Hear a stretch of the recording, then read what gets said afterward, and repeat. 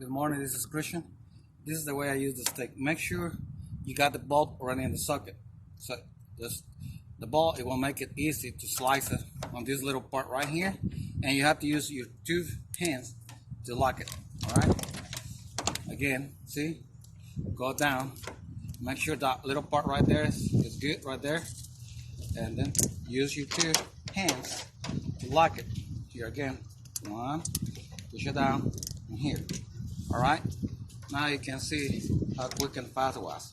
Now I'm going to take it out. Again, here, and here. Make sure you don't do this. Do not do this. You have to front up. Do not do this. Here again. Up and down. And you see right here, that little part right there is in the middle. And then I just lock it. See? It's locked already. So again, front up, down, and then just put that little thing right there and lock it. You don't have to take them off. A lot of people that like to snap that little part right there. You can do that too if you want, but it's too annoying. You don't have to. See, easy. Again, see right here, front up. Two hands, two fingers.